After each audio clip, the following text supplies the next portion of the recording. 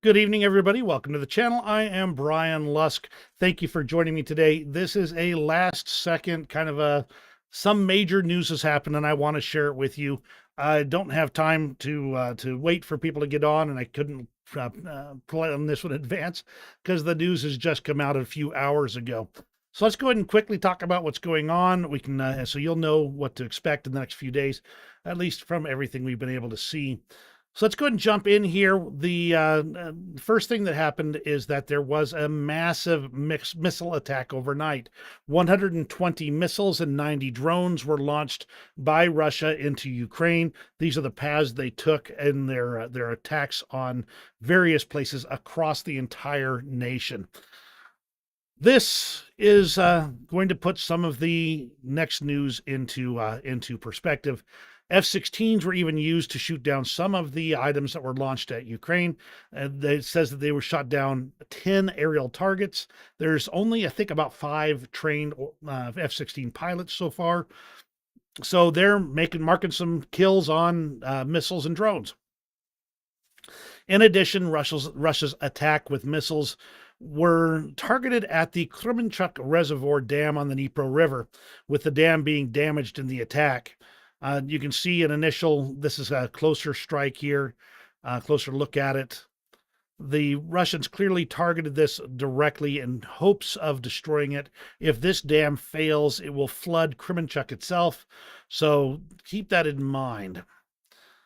This is the last time this one was attacked was back in 2022.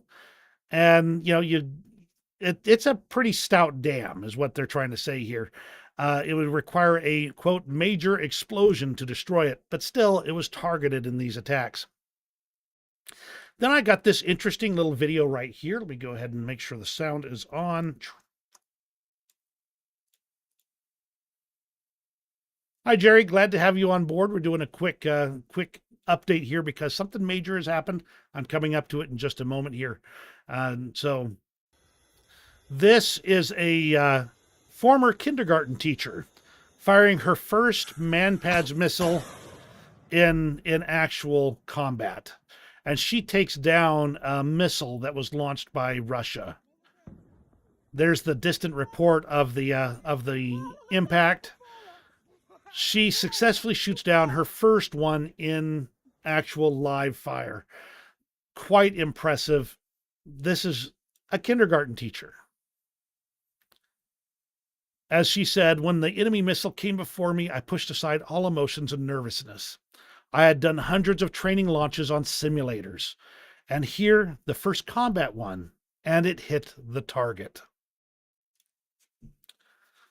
Oops, I think I missed what I was actually linking into right there. So shortly after all these, this huge missile strike on Ukraine, and likely in association with the news that North Korea might send up to another 100,000 troops to fight in Ukraine, number not confirmed, and it's not confirmed at this point. President Biden has authorized the first use of U.S. long-range missiles for Ukraine for strikes inside Russia. Odds are they're going to use it initially in the area of Kursk against Russian and North Korean troops in order to hold those lines steady, destroy supply lines coming to them, and those troop concentrations. Obviously, better late than never, if this had happened a long time ago, it would have a much greater effect. But this news comes from the New York Times, where we can actually read the actual article here. And this one talks about using the ATACMS missiles, and this would have a range of about this at this point in time. A lot of possible targets to hit in there, supply depots, airfields, more that could be attacked there.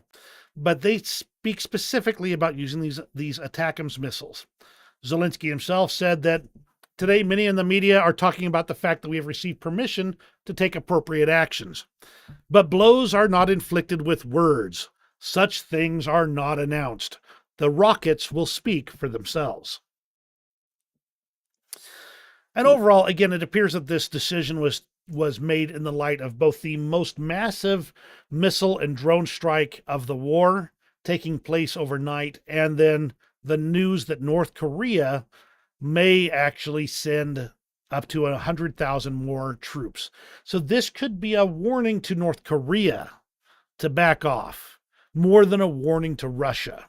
And as the Ukrainians are able to now strike logistics chains, troop concentrations, military facilities in this additional expanded range that actually takes in Russia itself, it'll complicate logistics on the front lines for Russian troops.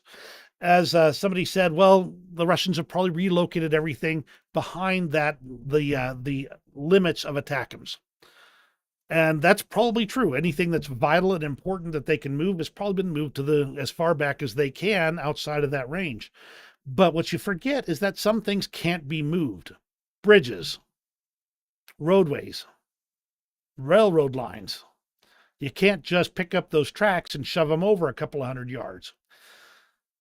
Logistics centers like supply depots, having been pushed farther back, mean they're going to rely on trains and trucks to move that equipment farther forward. So that's more time for those supplies to be interdicted in more combat conditions. Therefore, there may come a moment when a Russian soldier in a trench outside of Kharkiv is taking aim, runs out of ammunition, and the replacement bullets just aren't there, because they've been delayed, because they are an additional 300 kilometers behind the lines. In the end, we cannot make the call as to what effect this is going to have. I expect more complicated logistics. I expect to hear screaming from Russia. In fact, back in September, Vladimir Putin declared that any attempt of allowing Western weapons to strike targets on Russian soil would mean that NATO is in direct conflict with Russia, making his position clear. Well, we'll see. We'll see, because a whole lot of red lines have been crossed. By the way, Al, glad to see you as well. This is a last second unplanned live, so don't worry about any of that. As we said, this is the range of ATACMS missiles that could strike into various parts of Russia. And all these little red pins here are targets that could be struck therewith.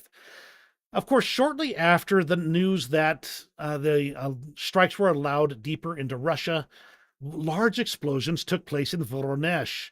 Now, Voronezh is about 100 miles from Kharkiv, which means that it's not exactly stretching the legs of the ATACMS missiles to speak of. That's still, about 160 kilometers? But it's well within the range of ATACMS to strike targets around Voronezh. Now, there's no guarantee that this is an ATACMS attack. It could also be just a drone strike carried out by the Ukrainians. But either way, it's interesting timing, to say the least. As Zelensky said, let the missiles do the talking, effectively. Russian propagandists are absolutely throwing a little bit of a snit fit over this. One of them said, "And don't believe people who claim that deep strikes are insignificant. Every escalation involving American and Western precision weapons has caused us significant problems. HIMARS since summer 2022, frontline warehouses, command posts, and logistics hubs were decimated. This changed the course of the war and, without exaggeration, marked the first major turning point. Logistics became stretched thin, and using artillery, especially towed systems, became much harder. A lot of ammunition depots were destroyed, triggering in the 2022 shell shortage. And this was achieved with only a couple dozen launchers deployed across the entire front line." Storm Shadow and Scalp missiles 2023. These essentially crippled the Black Sea Fleet.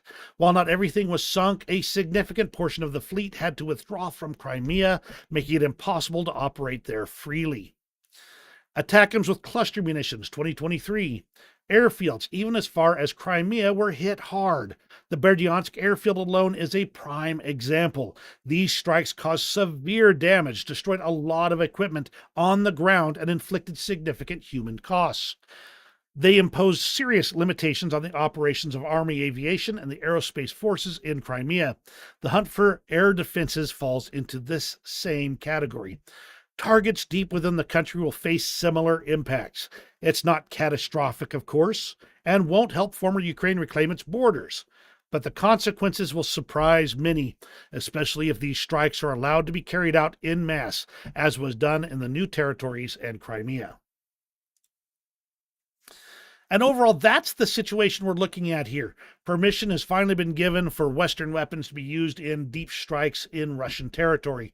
Some people are talking about this potentially being just limited to around the Kursk region. I've not seen anything official confirming that it be just around the Kursk region. So there's a possibility there, but I'm not seeing that in any official source I've been able to find. What do you guys think? Is this going to change things in the war? Al says, glad we're finally allowing this missile stuff. Should have let them do whatever from the get-go and not waited around. Truth. Truth, truth. Overall, though, as they say, better late than never, but think of all the lives that could have been saved if only permissions like this had happened in 2022 or 2023. Instead, they waited through the worst fighting seasons of 2024 until finally, at the last possible moment, they're not going to be available for the situations in which it'll be most suited, and therefore Russia will be able to make changes in anticipation of the new permissions. It will help, as Lucille says, it will help. The question is going to be, will it be enough? And for that, we'll see. As a reminder, don't forget that many things are taking place that are supposed to happen before Donald Trump takes office. Vladimir Putin has ordered that his troops retake the Kursk region before January 20th. Otherwise, he'll be left in a weak bargaining position in any potential discussions with the American president. On top of that, of course, they have not been successful on their previous deadlines or anything like that, so keep that in mind. The overall results, though, we are going to have to look at what Donald Trump does in the near future. He could flood Ukraine with weapons. He could demand that the conflict be frozen on the current lines, which will just set the stage for the next round of attacks. We'll have to see what happens. The next few months could be pivotal in the future of Ukraine. And on that note, thank you very much for joining me for this very short live. I just wanted to get this information out there. It literally came out just a few hours ago. I went and joined Business Basics for a brief live as well, talking about this information. And in the end, we'll just have to see what comes out of the wash. You have a great rest of your day, and we'll see you on the next video.